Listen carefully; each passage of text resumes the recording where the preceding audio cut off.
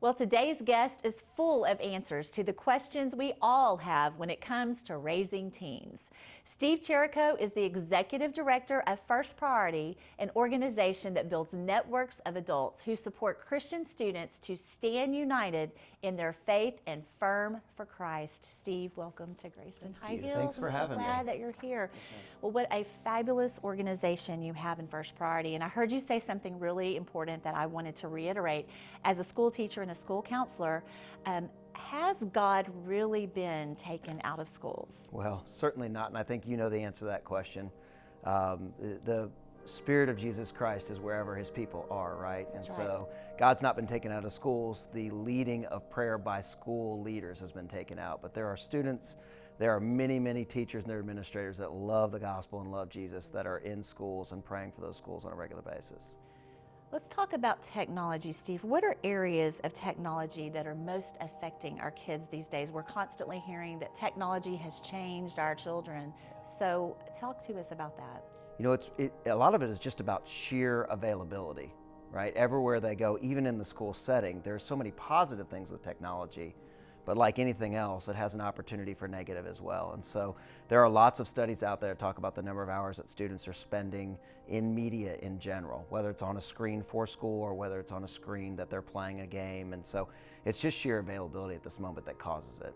Awesome. And you're on the front lines in First Priority. Talk to us about what all of that involves. So we're an interesting and a unique organization. We believe the local church still brings the hope of the world. And so we unite local churches around the schools that they already send their students to. That does not matter the denomination. They're sending students to public school settings in middle and high school. And what if the words of John 17:20, where Jesus prayed, Lord, unite them, make them one, and make them one as we are one, and then the world will know you. So what if we united local churches and we created gospel movements on campuses? And that's what we do on a regular basis. So students share their faith with other students each week. So as the adults in their lives, that's never an easy job. We know that. Raising teens is until they're, how can we stay on top of the constant things that we see in teens' lives? Let's just take, for example, dating. Yeah. Our kids are dating. We've raised them to date God's way. We've taught them God's way, but somehow they just keep getting off track, or they're attracted to people that we don't necessarily approve of. Talk to us about how we can help encourage our kids when maybe they are attracted to someone that we don't necessarily approve of. Yeah. Well, let's start with the fact that it's not a new game, right? It's not a new day. Our parents felt the same way about a lot of folks. So if that takes a little bit of pressure off us, that's helpful. This second area is the world has tried to convince us through movie and TV that parents shouldn't be involved at a certain age with students. And I would just tell you the studies say it's just the opposite.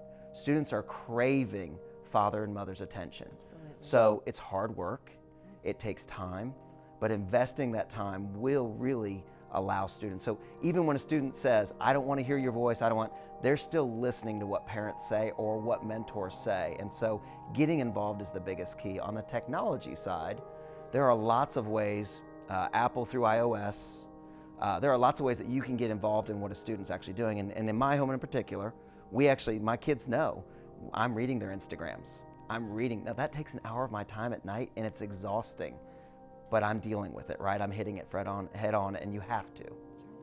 That's right. And I love what you said about being all up in their business is how I put it. Yeah. And we have so many parents. I teach a teen conference for moms and teens around the country. And one of the things that we hear during the breakout sessions we do with moms is they say, okay, I want to be involved in their life. I want to be all up in their business, but they won't talk to me. Yeah. How can I get them to open up and share? If I go to pick them up at school, if I say, how was your day? They say, oh, it was fine, or it was good. What's going on in your life? And they won't talk. And how can we get our kids to talk to us? So there's two answers to the question. The first is it can't start when they're teenagers. It has to be something that is a precedent that's set when they're younger, right? The second is this: you've often got to go where they go.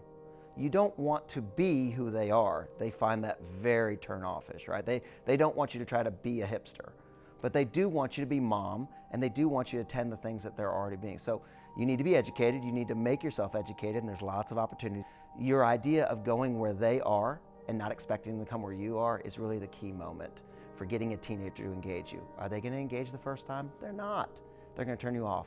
But that doesn't mean that you're not going to continue to engage. It is your consistency that is going to make a way through that conversation. Absolutely. I always tell parents, if you just take them to dinner, make a dinner date with them once a week. Well, I did that, but they're on their phone or they don't talk to me. Put the phones away. I mean, we have a cell phone rule at night that I talk about. It's a cell phone jail. If you try to get your cell phone out of the jail, there's an alarm that goes off. Well, they use their cell phone for an alarm. Get them a clock. That's they right. still sell them. There's ways to get around all of this so that we can actually put the phone down and talk to each other. Absolutely. Phones are a great thing. We all have them. We all use them. But that's an important part. Make a date with them, and if you go out and they don't talk to you, it's okay. You're still with them, and eventually that door will begin to open. We keep hearing, but our teens are walking away from church. They're leaving church. Is that true? So yes, but the numbers are getting a little bit better. Lifeway has just put out a study 10 years after their last one. Ben Trueblood led it, and the numbers are getting a little bit better. Here's the reality. What we've learned in the last 10 years is that students aren't leaving the faith. They're leaving the community because they're going from one place to another. It's not that they're being told by somebody, hey, what you believe is incorrect. They are, but they're not buying it. What's happening is they're not going from one part of the country and then they go off to college to another and finding a community. So parents and youth pastors' intentionality and saying, we're not just going to find you at school. We're going to find you a faith community that you're going to lock into, and we're going to be part of that process because you're now an adult. You're now a young adult, and I'm going to train you to be a young adult. So are they walking away? In some senses, yes, but it's not always because they lack faith. A lot of times it's because they lack people to connect to. And you and I know, we go to a place and we don't feel community, we probably don't go back either. That's just reality of human being, right? But if I can go to a place and be connected to other humans who are fighting through the same thing, hey, I'm a freshman, I'm a senior in high school, and I'm trying to figure this out, it changes everything. Steve, thank you so much for being here today. Yeah. Thank you for the great work that you're doing with teens. I know our viewers are going to want to get in touch with you. They want to support what you're doing out there for teens. What's the best way for them to reach you?